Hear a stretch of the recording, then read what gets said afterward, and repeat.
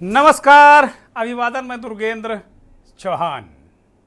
पांचवें चरण का चुनाव उत्तर प्रदेश में खास तौर पर बहुत दिलचस्प हो गया है और जैसे जैसे पांचवा और छठा चरण और सातवें चरण तक चुनाव होने हैं और जो मुख्य कटाजुज जिसको कहते हैं कटाजुज वो पूर्वांचल में देखने को मिल रही है।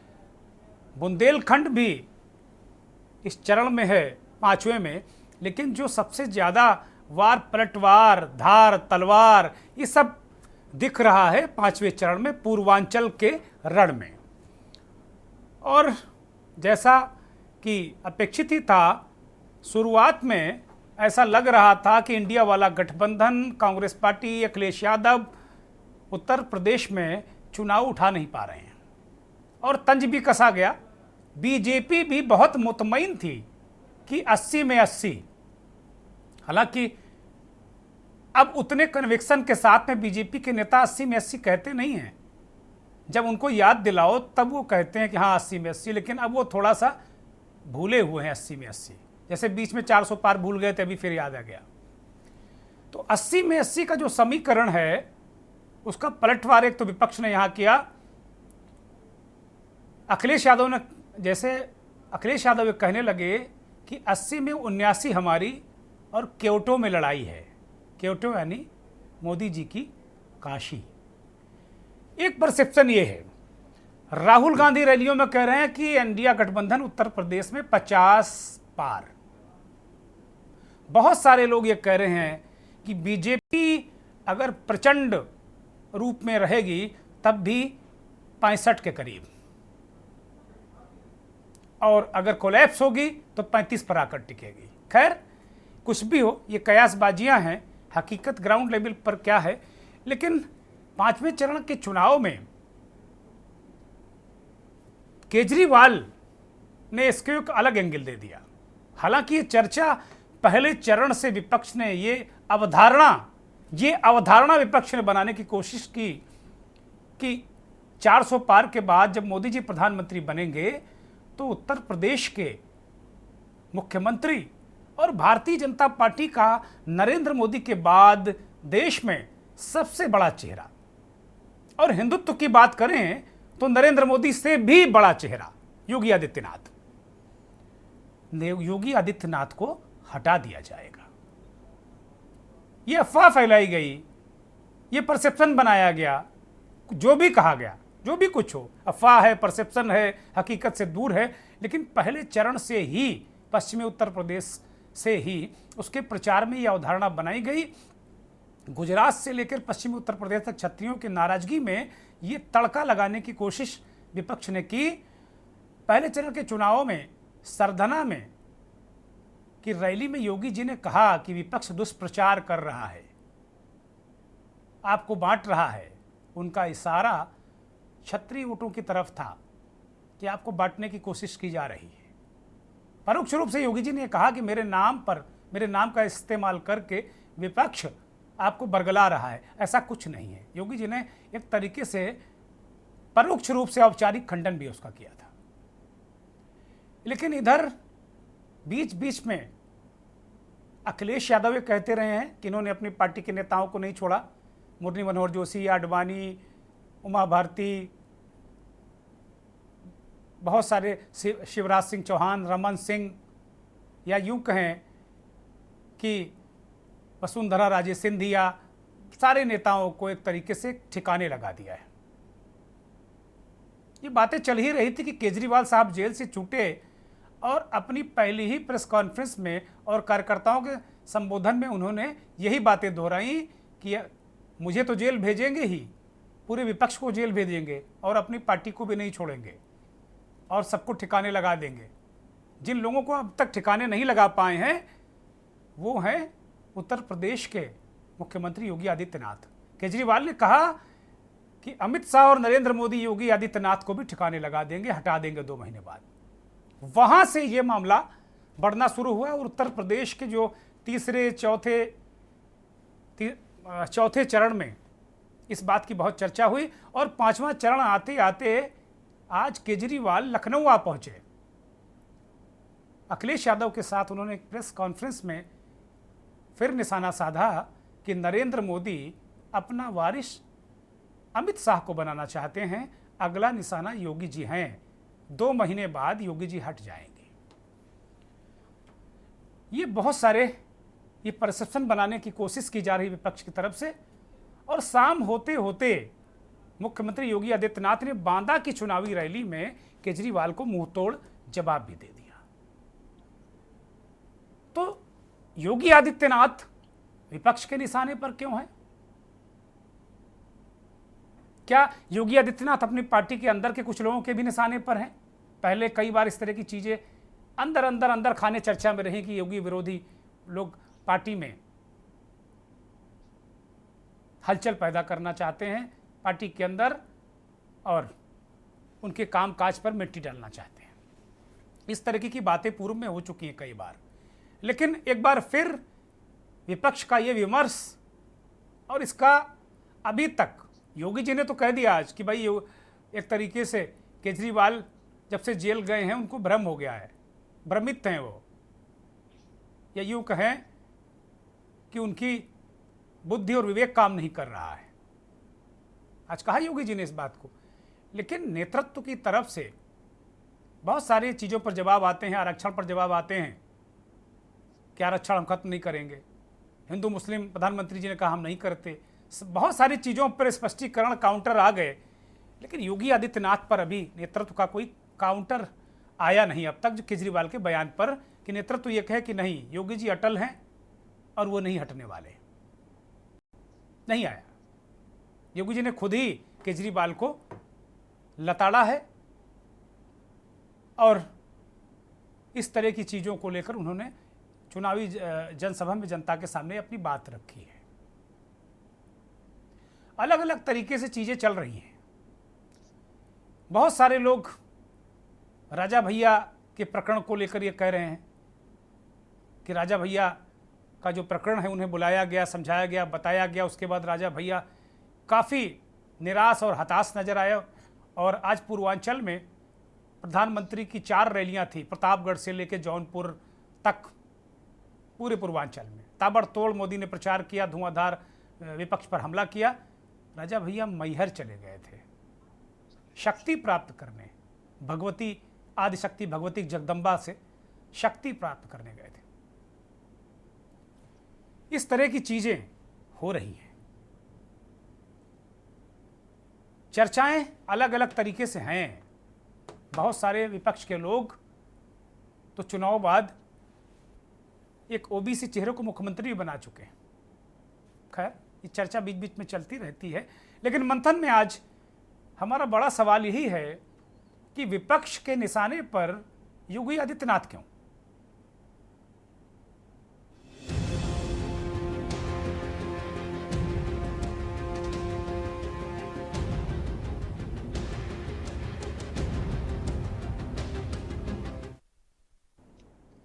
विपक्ष का निशाना योगी क्यों? ये प्रश्न है, उठता है। योगी जी एक बीजेपी के खेवनहार हैं। अगर नरेंद्र मोदी राष्ट्रीय स्तर पर बीजेपी की नैया को खे रहे हैं तो योगी जी उत्तर प्रदेश में दोबारा बैक टू बैक सरकार लाने वाले पहले मुख्यमंत्री हैं इस प्रदेश के, जिन्होंने अपनी मेहनत के दम पर, अपने काम के दम पर, अपनी ईमानदारी के दम पर, अपने नीति नियम सिद्धांत के दम पर योगी आदित्यनाथ ने उत्तर प्रदेश में 2022 में बीजेपी की सत्ता रिपीट करवाई और देश में इकलौते मुख्यमंत्री हैं जिन्होंने कोरोना के काल में भी बहुत निकलकर मेहनत की। बहुत सारे भाजपा शासित राज्यों के मुख्यमंत्री रहे हुए, बहुत विपक्ष के मुख्यमंत्री रहे हैं भी अभी भी, लेकिन जिस तरीके से कोरोना में पीड़ितों, शोषितों, मजदूरों की मदद योगी आदित्यनाथ ने की और उसका लाभ पार्टी को मिला। स्पष्ट नीति नियम सिद्धांत सीधे, जीरो टॉलरेंस, कोई भ्रष्टाचार नहीं। ऐसे मुख्यमंत्री को क्या विपक्ष इसलिए निशाना बना रहा है कि उत्तर प्रदेश में, देश में अगर मोदी को विपक्ष निशाना बनाता है और मोदी विपक्ष की सबसे बड़ी पार्टी कांग्रेस को निशाना बनाते हैं। तो क्या एक ये स्ट्रैटेजी है, रणनीति है विपक्ष की कि उत्तर प्रदेश में योगी पर हमला करो और कहो कि योगी हट रहे हैं? तो योगी के जो चाहने वाले हैं उत्तर प्रदेश में, और योगी साधु हैं, कोई ऐसा नहीं है कि वो किसी जाति विशेष के नेता हैं वो, लेकिन जाति विशेष के लोग भी उनका सम्मान करते हैं। वो जाति विशेष है क्षत्रिय। क्षत्रियों के बारे में ये कहा जाता है, क्षत्रिय हो ब्राह्मण हो, ये ऐसे ये जातियां हैं कि अपने ये बोल वचन प्रभाव से बहुत सारे अन्य जातियों के वोटों को प्रभावित करते हैं। तो क्या क्षत्रियों के मन में ये बात डालने की कोशिश की जा रही कि योगी हट रहे हैं? विपक्ष का जानबूझकर एजेंडा है या फिर इससे परे भी कुछ है? ये रिपोर्ट जरा देखिए।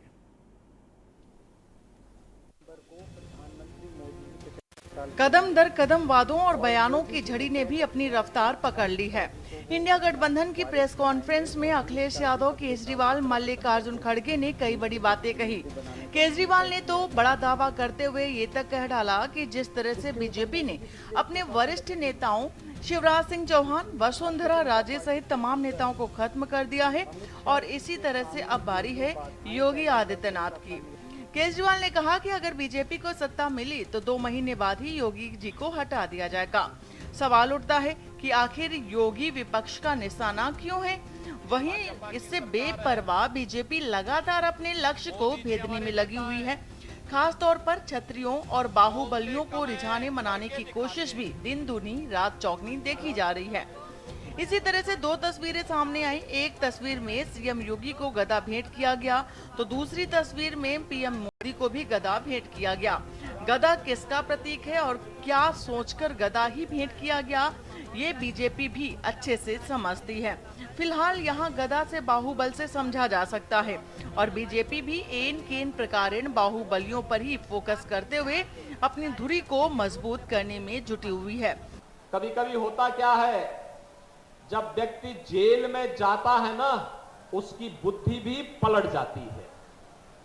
और ऐसे ही आम आदमी पार्टी के अध्यक्ष, दिल्ली के मुख्यमंत्री अरविंद केजरीवाल की बुद्धि भी भ्रम में पड़ गई है। और जेल क्या गए कि जेल में जाकर के उनको ये लगता है कि अब जेल के बाहर कभी नहीं आना है। तो अब उनको मुख्यमंत्री पद का इतना लालच हो गया है कि वह अपनी बात को मेरे साथ जोड़ने का प्रयास कर रहे हैं। ये जेल जाने का एक रिएक्शन है। लेकिन मैं एक बात कहना चाहता हूं केजरीवाल जी, ये जेल जाने का आपका अनुभव दिल्ली वासियों के लिए तो बड़ा सुखद है, क्योंकि आपने हाथ में झाड़ू तो लिया, लेकिन आपने अन्ना हजारे जी के सपने को पानी फेरने का काम जरूर कर दिया। अन्ना हजारे जी ने जिस कांग्रेस के भ्रष्टाचार के खिलाफ आंदोलन किया था, जिस अराजकता और जिस अविश्वास के खिलाफ आंदोलन किया था, उसी कांग्रेस को आपने गले का हार बना करके आज जो पाप कर रहे हैं, अन्ना हजारे कभी आपको माफ नहीं कर सकते, कभी नहीं माफ कर सकते हैं। और दूसरा कार्य, आप सत्ता में पहुंचे, भ्रष्टाचारियों को अपने इर्द गिर्द जमावड़ा कर दिए। अन्ना हजारे की आत्मा दुखित होती होगी कि मेरे आंदोलन के ऊपर किस प्रकार की नकारात्मक राजनीति करते हैं। अब सवाल यहाँ पर ये है कि बीजेपी में क्या यही 2 नेता हैं जिनके इशारों पर ये पूरी पार्टी चल रही है? क्या मोदी के बाद योगी आदित्यनाथ ही वो चेहरा है जिन्हें पीएम की दावेदारी दी जा सकती है? वहीं विपक्ष को क्या ये डर सता रहा है कि कहीं सीएम योगी ही पीएम ना बन जाएं, जिसके चलते लगातार विपक्ष उनको पद से हटाए जाने के दावे कर सवाल खड़े कर रही है। स्पेशल डेस्क के न्यूज इंडिया। सवाल यह है, विपक्ष ये कहकर, केजरीवाल ये कहकर बीजेपी को असहज करने की कोशिश कर रहे हैं कि नरेंद्र मोदी अपना वारिस उत्तराधिकारी अमित शाह को बनाएंगे। और योगी जी को राजनीतिक रूप से भारतीय जनता पार्टी खत्म करना चाहती है। अगर 400 पार या ये चुनाव जीत गई भारतीय जनता पार्टी तो योगी जी को हटा देंगे, उनकी जो राजनीतिक ताकत है उसको छीन कर देंगे। इस तरीके की अवधारणा विपक्ष बनाने की कोशिश कर रहा है, लेकिन सत्ता पक्ष के सांसद भी इसको हवा दे रहे हैं।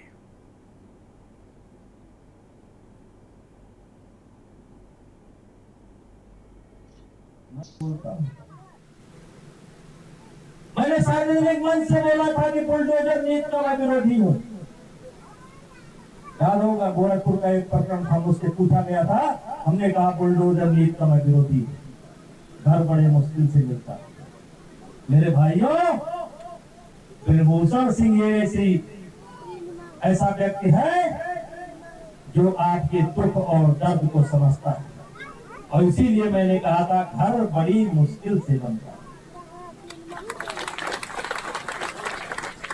उसकी नाराजगी भी मैं झेल रहा हूं, लेकिन कोई बात नहीं। किसी सोचे को गफलत से जगा देना बगावत है, किसी कमजोर के हक को गिरा देना बगावत है। अगर सच्चाइयों का गीत गाना ही बगावत है तो हम भी एक बागी है। मेरा मजाक है? आपका नेता कौन है? हमारे नेता मोदी जी है। तो योगी जी नहीं है? हमारे मुख्यमंत्री हैं। योगी जी नेता किसको मानते हैं? योगी जी क्या है? हमारे नेता मोदी जी हैं। योगी जी क्या है? हमारे मुख्यमंत्री हैं। लखनऊ और बनारस के ब्रजभूषण सिंह शुरू से ही इधर साल 2 साल से इस तरीके के संकेत और संदेश देने की कोशिश करते रहे, और इधर ये कहा जाता है कि वो योगी के राजनीतिक विरोधी के रूप में उनका इस्तेमाल हो रहा है। अभी कौन कर रहा है, क्यों कर रहा है, खुद वो हो रहे हैं इस्तेमाल, लेकिन ऐसा कहा जाता है। और ये कहीं ना कहीं दिखता है आचार व्यवहार बयानों में, क्योंकि जिस बुलडोजर नीति का पूरे देश के मुख्यमंत्रियों ने पालन किया हो, लॉ एंड ऑर्डर के लिए एक बुलडोजर आइकॉन बन गया हो, उस बुलडोजर नीति का उत्तर प्रदेश में ही भारतीय जनता पार्टी का एक बाहुबली सांसद कहता है सार्वजनिक मंच से कि मैं बुलडोजर नीति का विरोधी हूँ। बुलडोजर नीति तो लॉ एंड ऑर्डर का प्रतीक है पूरे उत्तर प्रदेश में, पूरे देश में। लोग मिसालें देते हैं कि योगी जी का बुलडोजर आ जाएगा, अपराधी डरते हैं, माफिया तरतर कांपते हैं। उसके बाद ऐसा क्यों? विपक्ष के निशाने पर योगी क्यों? या विपक्ष कुछ कहना चाह रहा है योगी के समर्थकों से, उनके मतदाताओं से? बहुत सारे किंतु परंतु हो सकते हैं। हमारे साथ एक मेहमानों का पैनल भी जुड़ गया है।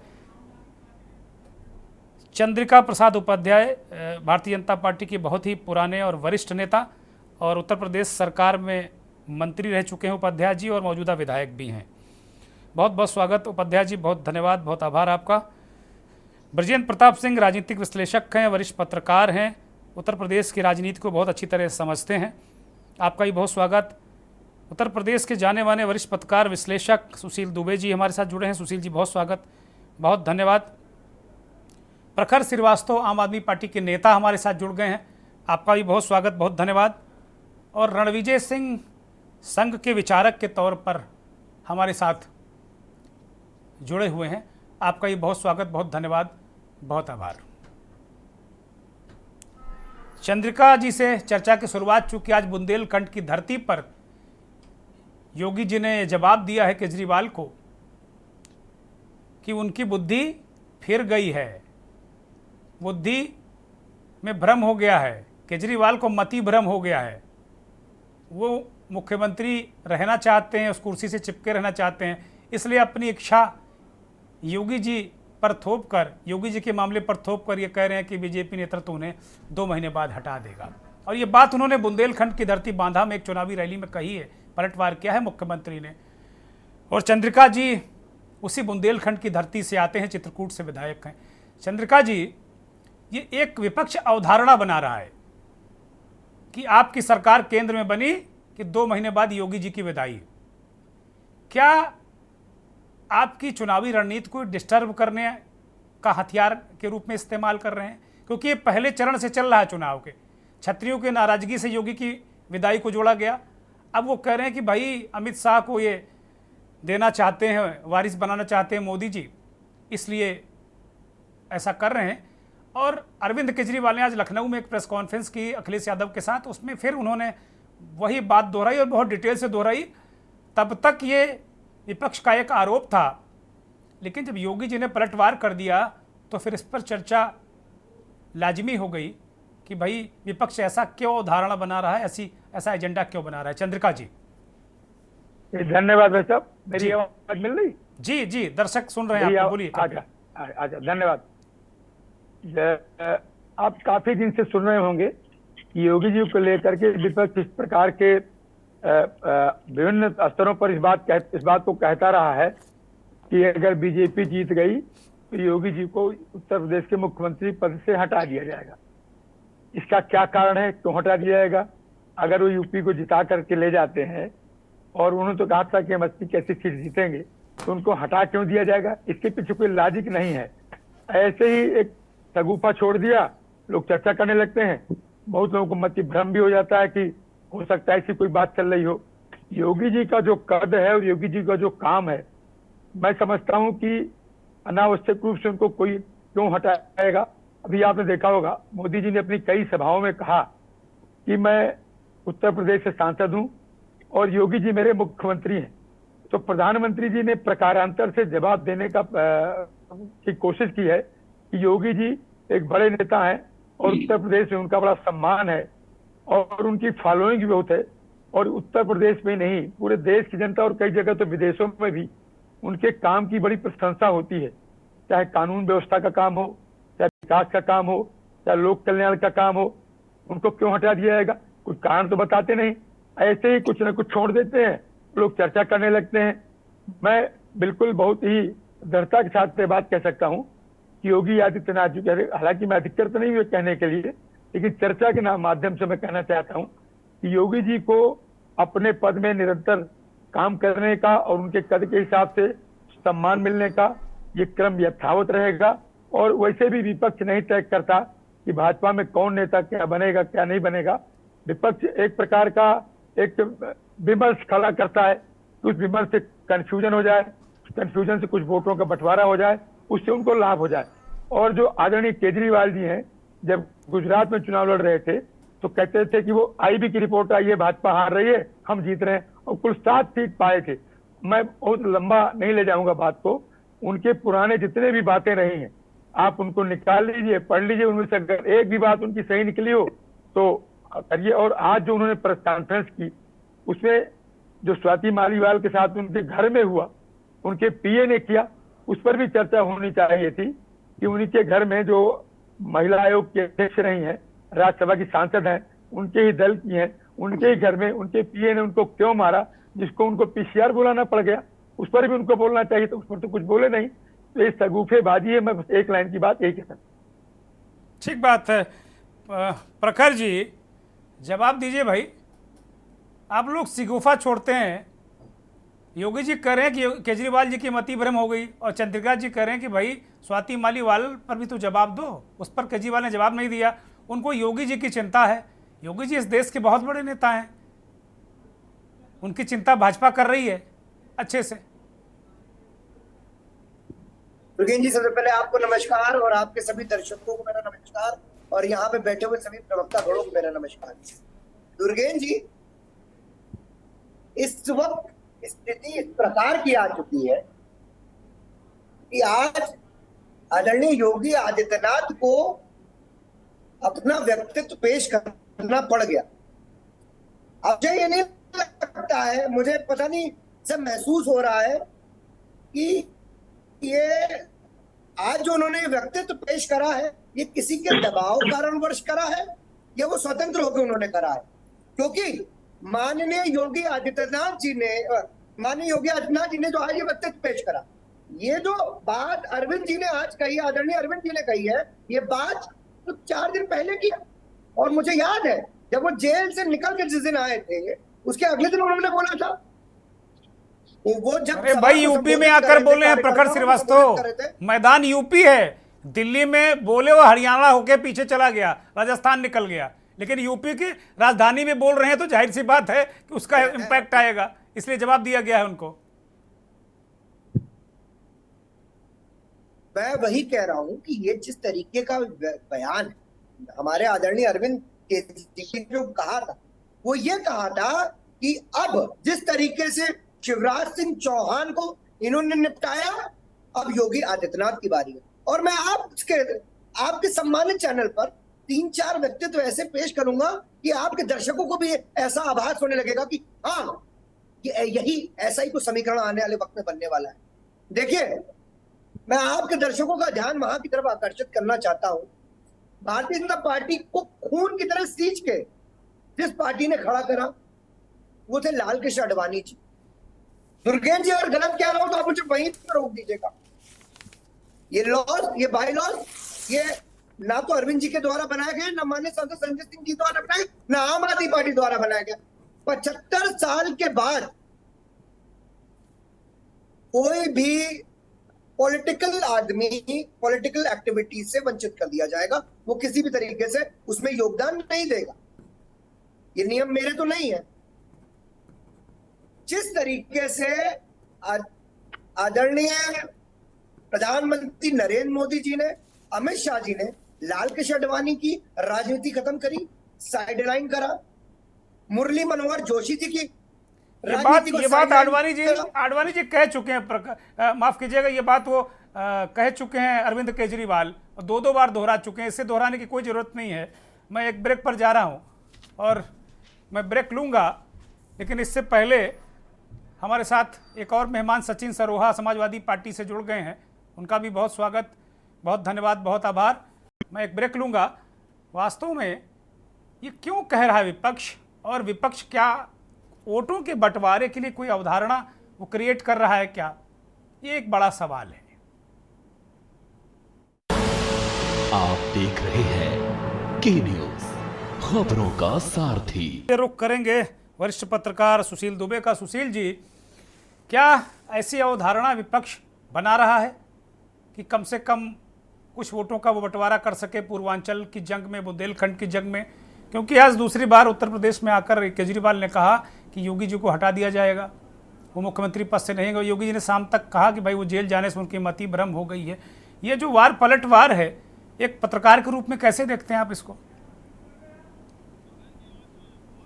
अनम्यूट करिए। रूबरू हुआ हूँ, मेरी आवाज आ रही है? हाँ, बोलिए बोलिए दुबे जी।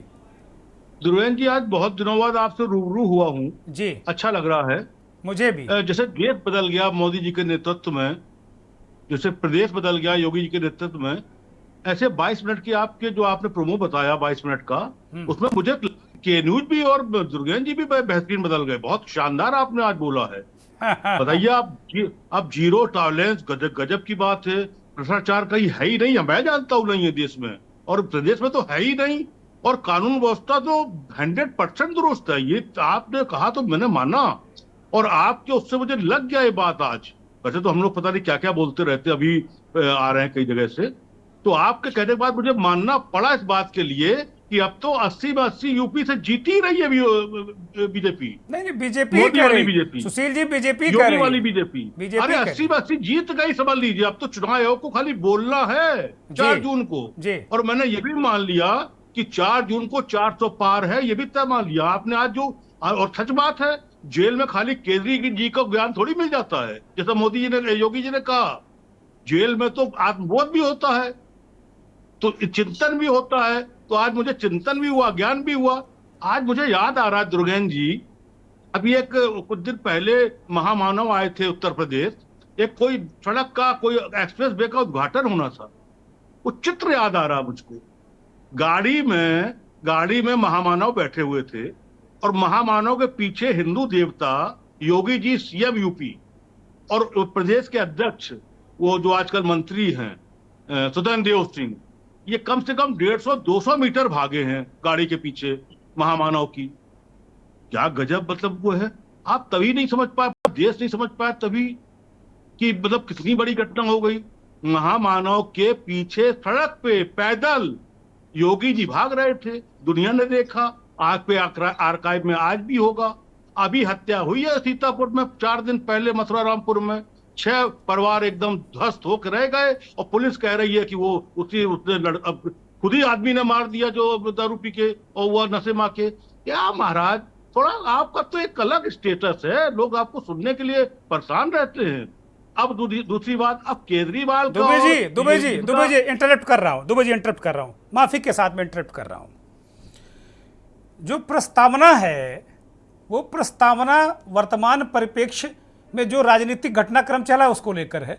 प्रस्तावना को अगर आप तराजू मान लेंगे कि दुर्गेंद्र चौहान आज भाजपा की बात कर रहे हैं, कल विपक्ष की बात कर रहे हैं, तो ये मुझे लगता है कि समीचीन नहीं होगा। और जिस घटना का आप जिक्र कर रहे हैं उस घटना को लेकर शायद मेरे बस 40 सेकंड सुन लीजिए, 40 सेकंड केवल सुनिए, 40 सेकंड, मैं कोई सफाई नहीं दे रहा हूं, 40 सेकंड दुबे जी, केवल 40 सेकंड सुन लीजिए। दुबे जी मेरा अनुरोध है, 40 सेकंड सुन लीजिए। जिस सीतापुर की घटना की आप बात कर रहे हैं, के न्यूज़ का वो वीडियो आप देख लीजिएगा। सिर्फ हमने 1 घंटे एक शो किया और दिन भर चलाई है। देश के किसी चैनल ने चलाया हो तो आप इस चैनल पे आइएगा, अगले दिन मेरा कॉलर पकड़िएगा कि दुर्गेंद्र चौहान तुम झूठे हो, तुम सत्ता के भोपू हो, तुम योगी मोदी के प्रवक्ता हो, कॉलर पकड़ लीजिएगा। अब आप कंटिन्यू करिए। आपके इसी तेवर का तो मैं मुरीद हूं, आपके कंटिन्यू करिए दुर्गेंद्र जी। हाँ तो क्या अब तो मतलब अब कंटिन्यू क्या मतलब कहने का, आपका जीरो टॉलरेंस कौन कह रहा है? योगी जी कह रहे हैं, मोदी जी कह रहे हैं जीरो टॉलरेंस है, चंद्रिका जी कह रहे हैं, उनके मंत्री रहे हैं, वो कह रहे हैं जीरो टॉलरेंस। मैं तभी तो मैंने कहा 80-82 सीटें मैंने। अच्छा खैर, अब मैं कहना ये चाहता हूं, हमारे आदरणीय योगी जी को मैं सीएम यूपी मानूं, योगी जी को मैं संत मानूं, योगी जी को हिंदू नेता मानूं, या योगी जी को छत्री मानूं। आपने छत्री में भी नाम लिया उनका, छत्री, वो तमाम बातें कि छत्री का शौक। तो अब बताइए मैं योगी जी को इन 4 में से किस रूप में मानूं? या योगी जी को मैं महामानव के पीछे दौड़ने वाला मुख्यमंत्री मानूं, जैसे एनडी तिवारी कभी वो करते थे इंदिरा जी के समय पर। अब बात यह आई, दूसरी बात दुर्गेंद्र जी, हम चूंकि कई पैनलिस्ट हैं तो हम तुरंत बताएंगे। मामला यह है कि अब इस देश ने जब चुनाव जनता वर्सेज मोदी वाली बीजेपी हो जाए, जनता वर्सेज मोदी वाली, मैं 14 तक अटल जी वाली बीजेपी थी और बीजेपी थी। अब 40% तो बीजेपी में कांग्रेसी आ चुके हैं, अदर पार्टी आ चुके हैं, तो बचा ही तो किसकी बातों कैसी बातों कहां तक करें? 1 घंटे 1 to 1 1 घंटे में काम हो पाएगा? तो जब यहाँ पर ये जब विचारधारा ही बदल गई है, योगी जी आज जितने दिन से बात कर रहे हैं, 6 साल के सीएम है यहाँ के, लेकिन अभी भी वो गोकसी, मदरसा, चौराहे पर फांसी और बुलडोजर और अतीक और मुख्तार और फला। अरे आप 6 साल आप काहे लिए बन रहे हो पीएम? मोदी आप नहीं हो, आप 6 साल का बताओ कि आपने एज ए संत जो आपने भी गिनाया है, जीरो टॉलरेंस, 100% कानून व्यवस्था, नो भ्रष्टाचार, तो आप उस पर योगी जी बताएं ना, उस पर बोले, उस पर वोट मांगे। वो जब पीएम बनना हो तो बन ही जाएंगे। उस पर तो बता दो, केजरीवाल जो कह रहे हैं कि हटा देंगे, और योगी जी ने कहा केजरीवाल को मति भ्रम हो गया, उस पर तो बोल दो दुबे जी। जनता हटा रही है, कोई कुछ नहीं हटा देगा, जनता हटा रही है। जनता जब हटा देगी, जब बना देगी तो कोई, सुनिए, राजमहल, रामचंद्र जी जब गए थे जंगल तो दुर्गेंद्र जी राजमहल थे ना उस समय, राजमहल, तो राजमहल में भी मंथराएं होती थी। जो दशरथ जी की छोटी रानी थी, उसका मंथरा भी आई थी उसके दहेज में। अब हम जो कल्याण पुस्तक हुआ करती थी ना, कल्याण, उसको हमने पढ़ा था, उसमें ये सब कहानियां थी कल्याण में। और सुनिए, सूपनखा भी आई थी साथ में, गीता प्रेस वाली। सूपनखाओं का जो मंथराओं खेल है, ये योगी जी भी जानते हैं, योगी जी भी छत्री हैं, छत्री भी हैं, हिंदू भी हैं, मुख्यमंत्री भी हैं, संत भी हैं, सब हैं। वो भी क्या नहीं जानते हैं? ठीक बात। क्या उनके पास मंथराएं नहीं है? तो कुछ नहीं, योगी है, वो बड़ा कद है, आने वाले वक्त का बीजेपी का तंत्र में एक ड्रेस, एक वस्त्र, एक विन्यास, एक भाषा, एक तरीका, एक सिस्टम, तो योगी बहुत बड़े। ठीक बात है। ब्रजेंद्र प्रताप दुबे जी ने तो पूरी चर्चा को एक अलग तरीके से विस्तार दिया, और आज उन्होंने हमें भी निशाने पर रखा, अच्छा लगा। अग्रज हैं, अगर ऐसा कहते हैं तो ठीक है, स्वीकार करना चाहिए, लेकिन हम सब पत्रकार जब किसी चीज़ को प्रस्तावना लेकर चलते हैं तो जब चर्चा को एक सही दिशा में ले जाने के लिए बहुत सारी बातें सारे पक्षों की करनी चाहिए और हम पत्रकार ये करते हैं। ये अचानक तो नहीं, केजरीवाल ने दिल्ली में कहा और आज उत्तर प्रदेश में आकर उसी बात को दोहराया। विपक्ष का ये परसेप्शन बनाना चाह रहा है, क्या योगी समर्थक मतदाताओं को ये कहना चाह रहा है कि भाई योगी जी के नाम पर वोट मत देना बीजेपी को, योगी जी का राजनीतिक वनवास करने जा रही बीजेपी? क्या इस तरीके का संदेश, परसेप्शन, अवधारणा विपक्ष बना रहा? शाम को योगी जी ने उसका जवाब भी दे दिया कि केजरीवाल को मति भ्रम है, उनकी बात को सीरियस मत लो। ब्रजेंद्र मुरुगेन जी, अरविंद केजरीवाल जेल से छूट कर आ गए हैं और वो अपनी बात कह रहे हैं। विपक्ष से हम ये उम्मीद क्यों करें कि वो मोदी योगी के बीच में भ्रम पैदा करने की कोशिश नहीं करेंगे? वो कर रहे हैं।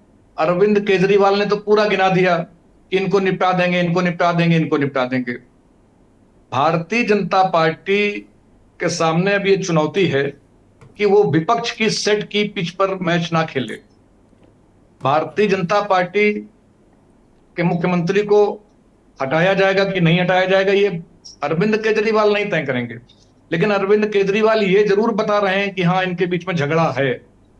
विपक्ष ये जरूर सेट करने में लगा हुआ है, ये नरेशन बनाने में लगा हुआ है कि अमित शाह गृह मंत्री और उत्तर प्रदेश के मुख्यमंत्री के बीच पटती नहीं है।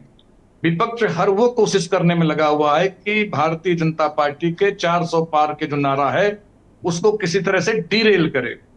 ममता बनर्जी जी ने पश्चिम बंगाल में कह दिया कि इंडिया की सरकार आती है, इंडिया गठबंधन अगर सरकार बनाएगा तो वो बाहर से समर्थन करेंगी। विपक्ष चारों तरफ से नरेंद्र मोदी और उनकी पूरी टीम को घेरने की कोशिश करेगा ही करेगा और वो इसमें सफल हो रहे हैं। अभी तक नरेंद्र मोदी जी, योगी आदित्यनाथ जी अपनी सरकारों के कामकाज गिनाते थे, अब वो विपक्ष की बताई हुई बातों का जवाब देने लगे हैं। प्रधानमंत्री को बोलना पड़ा कि बोरे में भर के रुपया राहुल गांधी के घर भेजा गया क्या? आडवाणी, इनको योगी आदित्यनाथ को बोलना पड़ा कि अरविंद केजरीवाल की मति भ्रम हो गई है। तो जो विपक्ष चाहता है ये सुबेरे वही बोलना पड़ रहा है। ये विपक्ष की अपनी एक मजबूत स्थितियां हैं कि वो सत्ता पक्ष को डिरेल कर दे रहा है, बहस को दूसरी तरफ खींच कर ले जा रहा है। आरक्षण पर मोहन भागवत जी को बोलना पड़ रहा है, संविधान नहीं बदलेंगे, संविधान बदलेंगे, इस पर मोदी जी को सफाई देनी पड़ रही है। तो ये चुनाव विपक्ष ने बड़ा रोचक बना लिया है। जो विपक्ष बड़ा ढीला, कमजोर दिखता था, वो विपक्ष अब भारतीय जनता पार्टी के खेमे के भीतर घुस आया है। ऐसे लगता है जेल से छूटकर अरविंद केजरीवाल कोई बुलडोजर लेके घुस आए हों एनडीए के गठबंधन के भीतर, और इसको तोड़ो, उसको तोड़ो, इसको मारो। ये भगदड़ जैसी नौबत आ रही है कि नहीं, इनको हटा देंगे, उनको हटा देंगे। विपक्ष जो चाहता था उसने अपने आप को सेट कर लिया है।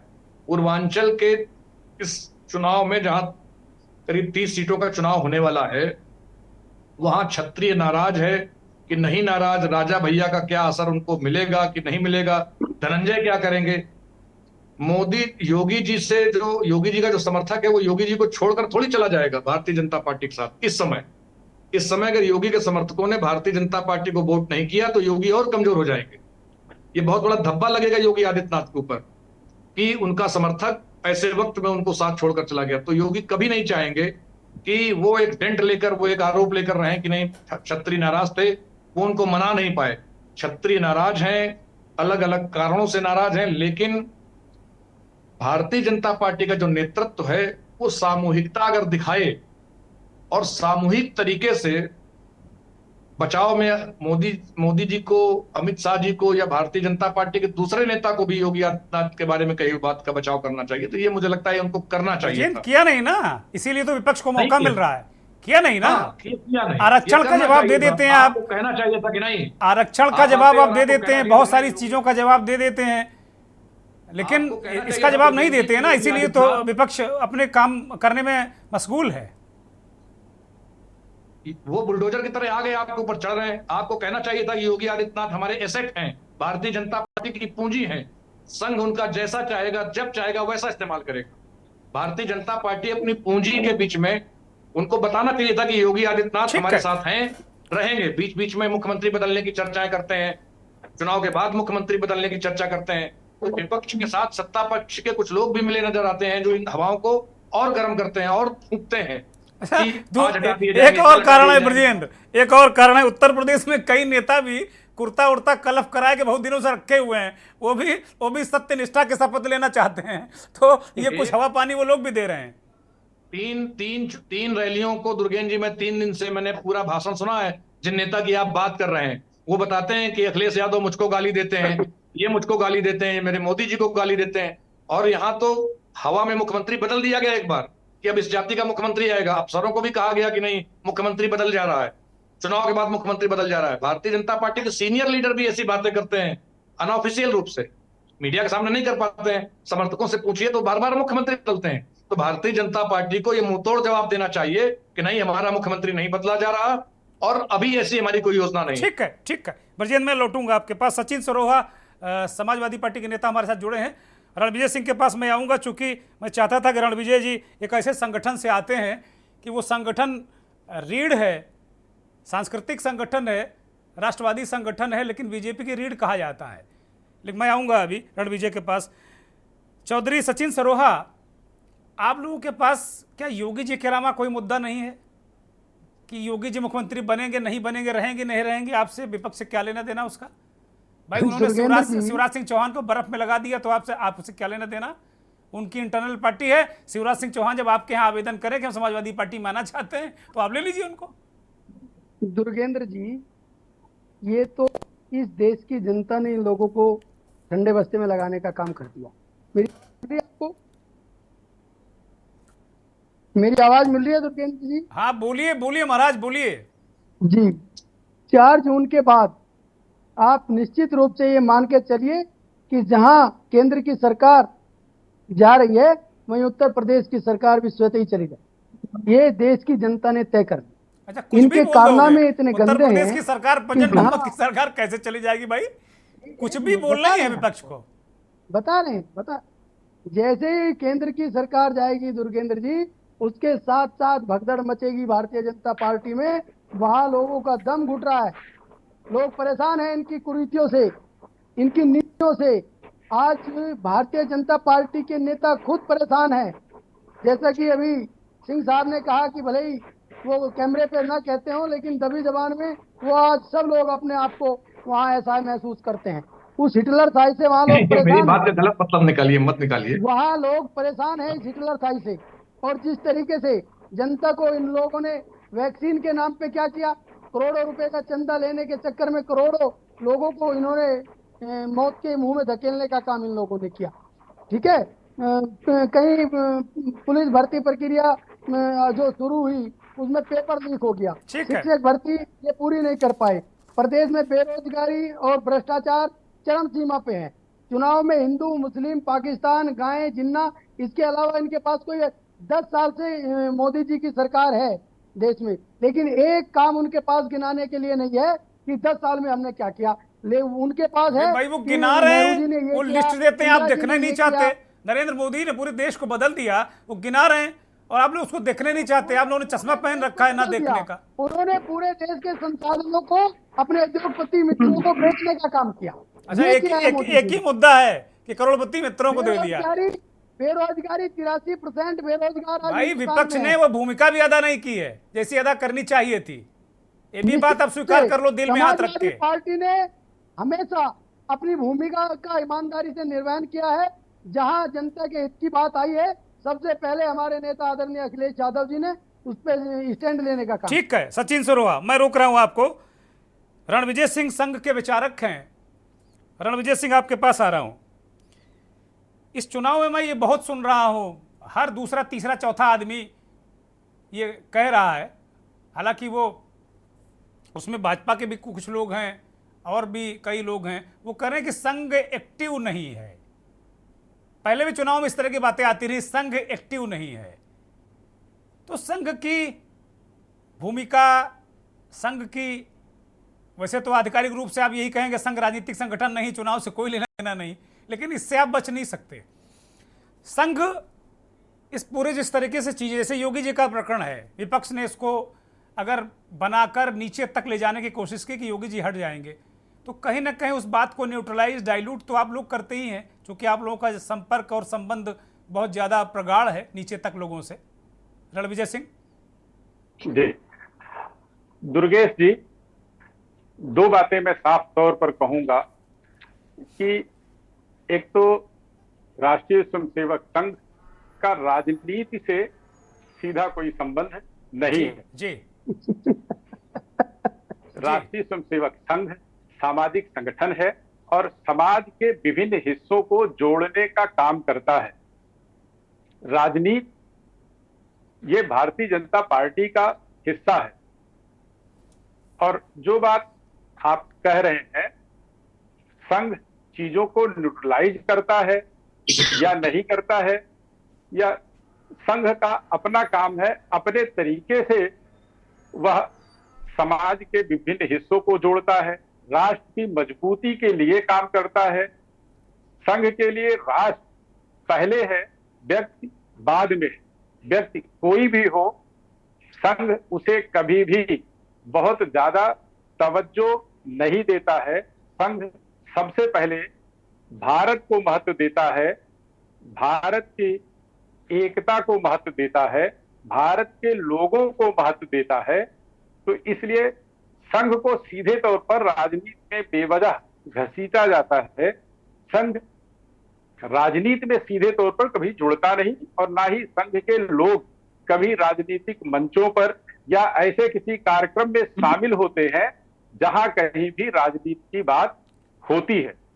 और दूसरी बात मैं कहूंगा, जो जिस मुद्दे पर आज आपने चर्चा की, वह केजरीवाल जी ने जो मुद्दा कहा, तो केजरीवाल जी ने कब कहा, क्यों कहा, किस लिए कहा, इस पर सोचने समझने की जरूरत अवश्य है। वह जेल से छूटकर आए हैं। क्यों जेल में गए थे? उन पर भ्रष्टाचार का आरोप है। वह ऐसा आरोप है जिन आरोपों के लिए वह पूर्व में सभी नेताओं, वह किसी भी पार्टी के नेता रहते रहे, उन सबको भर भर टोकरे भर भर कर गाली देते थे अपने शब्दों में, और कहते इनको जेल भेज दो, इनको जेल भेज दो, इनकी जांच करा दो, इनको भी जेल भेज दो, सबको जेल भेज दो। वो सारे आरोप आज की तारीख में अरविंद केजरीवाल जी के ऊपर लग चुके हैं, और उनकी अपनी बात, उनकी अपनी निष्ठा खुद संदिग्ध है। वह पूरी तरह से जनता के सामने उजागर हो गए हैं कि अरविंद केजरीवाल क्या हैं। तो इसलिए केजरीवाल जी की बात को बहुत महत्व नहीं देना चाहिए। मैं भी ये कहता हूं रणविजय जी, मैं भी ये कहता हूं, बिल्कुल महत्व नहीं देना चाहिए, लेकिन महत्व दे दिया गया ना उनकी बात को। दिक्कत तो यही है, महत्व दे दिया गया, यही दिक्कत है। महत्व किसने दिया? महत्व विपक्ष के नेता दे रहे हैं, और नहीं, योगी जी ने रिएक्ट कर दिया, योगी जी ने उसमें रिएक्शन दे दिया ना। चाहते हैं कि भारतीय जनता पार्टी के लोगों में एक ऐसा संदेश जाए कि सब कुछ ठीक नहीं चल रहा है। तो ऐसा मैं ये कह रहा हूं कि ऐसी अवधारणा वो बनाने की कोशिश करते हैं। चंद्रिका जी इसका बहुत अच्छे से जवाब देंगे, क्योंकि वह भारतीय जनता पार्टी के नेता हैं और मंत्री रह चुके। अच्छा, एक बहुत बहुत आदर के साथ में एक निवेदन करूंगा। जैसा आपने कहा कि संघ का कोई राजनीति से लेना देना है, मैं भी मानता हूं संघ का राजनीति से कोई लेना देना नहीं, लेकिन जितने भी आप बड़े लोग हैं वो सारे डेपुटेशन पर बीजेपी में आके स्वयं सेवक, मुख्यमंत्री हैं, प्रधानमंत्री हैं, मंत्री हैं, और संगठन मंत्री तो संघ से ही आता है, आपको पता ही है। आपको क्या बताना, आपका तो पूरा जीवन इसी में है। लेकिन संघ को मैं भी बहुत करीब से मैंने रिपोर्ट किया है, जानता हूं, मैं देख समझता हूं। तो सारे लोग डेपुटेशन पे आते हैं, संगठन मंत्री आपके हर राज्यों में संघ के ही हैं। तो आपके कहते हुए भी ये एस्टैब्लिश नहीं होता है कि संघ का राजनीति से कोई लेना देना नहीं है। रणविजय जी, दुर्गेश जी, आपको बीच में रोकने की कोशिश कर रहा हूं। डेपुटेशन पर नहीं जाते हैं, वह लोग भारतीय जनता पार्टी में जाते हैं देश की सेवा के लिए, समाज की सेवा के लिए, जिनकी राजनीति करने की इच्छा होती है। ठीक है, ठीक है, ठीक है रणविजय जी, अब चूंकि ज्यादा वक्त नहीं, एक छोटा सा रिएक्शन चंद्रिका जी से लूंगा। चंद्रिका जी, मैं आपके पास आ रहा हूं। मैं आ रहा हूँ सुशील जी, आ रहा हूँ मैं बहुत जल्दी मुझे बस मेरे पास 1.5 मिनट है, मैं जल्दी सब बोलूंगा, मैं आ रहा हूँ बस। और मेरा निवेदन है कि बस 10 सेकंड केवल। चंद्रिका जी में चले जाते हैं। ठीक है रणविजय जी, चंद्रिका जी, रणविजय जी कह रहे हैं कि भाई कुल मिलाकर इसको महत्व नहीं देना चाहिए। महत्व तो दे दिया गया है पॉलिटिकली, इसको महत्व नहीं दिया गया, लेकिन चूंकि कई बार से कई नेता इस बात को बोल रहे थे, अरविंद केजरीवाल जी ने आज पुनः इसको दोहराया। आपको ध्यान दिलाना चाहता हूं कि हमारे आदरणीय प्रधानमंत्री जी ने 2 बार योगी जी के संबंध में कहा और उत्तर प्रदेश की मीटिंगों में, उन्होंने जनसभाओं में कहा। एक तो उन्होंने कहा कि योगी जी यहाँ के मुख्यमंत्री हैं और मैं उनका यहाँ से सांसद हूँ, वो बिल्कुल स्पष्ट था कि योगी जी की क्या गरिमा है। दूसरा उन्होंने कहा कि योगी जी के बुलडोजर की चर्चा तो होती है, उन्होंने कितने विकास कार्य किए, कितने मेडिकल कॉलेज खोले, कितनी रोडें बनाई और बहुत सारे जो उन्होंने काम किया, सामान्यतः लोग उसकी चर्चा नहीं करते। तो प्रधानमंत्री मोदी जी ने बहुत स्पष्ट शब्दों में प्रकारांतर से कह दिया कि योगी जी का क्या कद है, कैसा उनका काम है, पार्टी में उनका क्या सम्मान है और राजनीति में उनके कद और स्तर का उन्होंने बहुत स्पष्ट रूप से विश्लेषण करते हुए अपनी बातें कही। बड़े लोग अपने ढंग से अपनी बात कहते हैं, मैं समझता हूं कि हम लोगों को ये पर्याप्त समझना चाहिए। और योगी जी के जिस प्रकार के आचार विचार व्यवहार कार्य हैं, मैं समझता हूं बहुत कम ऐसे नेता इस समय देश में होंगे जो हमारे योगी जी महाराज जी के स्तर का अपना जीवन और अपने कार्य और लोक कल्याण के काम को करते होंगे। तो ऐसे स्थिति में पूरी पार्टी में योगी जी का जो सम्मान है, आम जन में जो उनका सम्मान है, और चाहे ब्यूरोक्रेसी हो या कोई भी हो, ठीक है, योगी जी महाराज को सब बड़े आदर से सबका सिर झुक जाता है। चंद्रिका जी, ठीक है चंद्रिका जी, थैंक यू। प्रखर एक छोटा सा कमेंट, रिएक्शन जल्दी से। देखिए, भी मैं रणविजय जी की बात सुनी, मुझे ऐसा आभास हुआ, मैं बहुत ही आदर सम्मान के साथ कहना चाहता हूँ, कोई डाकू गब्बर सिंह अहिंसा पे प्रवचन दे रहा। देखिए, मैं इनको इतिहास थोड़ा सा याद दिला दूं बहुत विनम्रता पूर्वक। 1989 लगता है आपने बौद्धिक सुना नहीं है, कभी बौद्धिक में शामिल हो जाइए आप। स्वर्गीय मुलायम सिंह यादव जी को पहली बार किस पार्टी ने मुख्यमंत्री बनाया था? लालू प्रसाद यादव। बिहार में रिएक्शन चाहिए भाई, इतना लंबा नहीं जा पाएंगे, समय नहीं हमारे पास। दुर्गेन जी, मैं आपको बता दूं, देखिए स्पष्ट है, जिस प्रकार से भारतीय, जिस तरीके से योगी आदित्यनाथ के लिए पेचबंदी उत्तर प्रदेश के अंदर हो रही है, ये निश्चित तौर पे लग रहा है कि आप अगर धनंजय सिंह की पत्नी का ले लें, जिस तरीके से भारतीय जनता पार्टी ने में समर्थन उन्होंने जाके करा, किस तरीके से बृजभूषण शरण सिंह के लड़के के नामांकन में केशव प्रसाद मौर्य जा रहे हैं, बृजभूषण शरण सिंह के मामले में।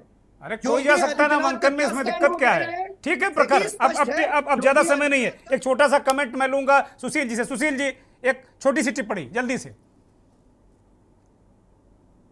हेलो सुशील जी, अनम्यूट करिए सुशील जी।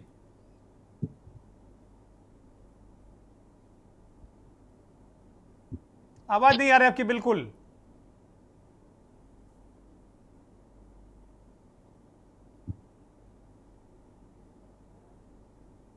ब्रजेंद्र जी, एक टिप्पणी दीजिए इस पर। ब्रजेंद्र,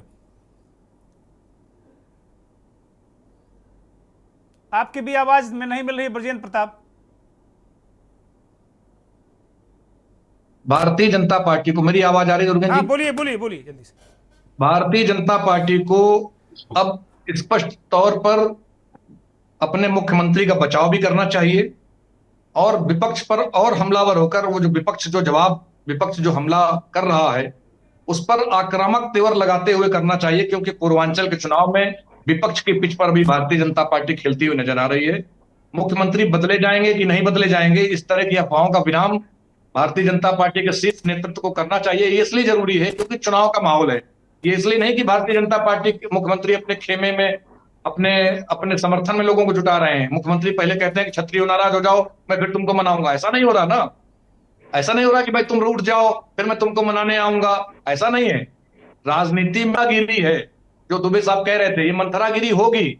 इस मंथरागिरी का जवाब देने का वक्त अब दशरथ की जिम्मेदारी है, तो मंथरा को जवाब दे इस बार राम को बहुत वनवास न होने पाए। बहुत शुक्रिया ब्रजेंद्र चंद्रिका जी, बहुत शुक्रिया चौधरी सचिन सरोहा, सुशील दुबे जी, रणविजय जी, बहुत बहुत धन्यवाद आपका। बहुत आभार उन करोड़ों दर्शकों का जो के न्यूज़ को देखते हैं और इस हमारे खास कार्यक्रम मंथन को अपना आशीर्वाद और प्यार लुटाते हैं। ब्रजेंद्र ने बात ठीक कही कि बीजेपी को इन मंथराओं से बचना चाहिए, मंथराओं को ताकीद करना चाहिए और अपने नेता के साथ खड़ी है पार्टी, इसमें कहीं कोई संदेह नहीं। लेकिन खड़े अगर कोई विपक्ष का व्यक्ति हमला करता है तो दिन में बहुत सारे बयान बड़े नेता देते हैं, इसको भी बता देना चाहिए कि नहीं, योगी जी अटल हैं, वो नहीं हिलने वाले। बहुत बहुत धन्यवाद, नमस्कार।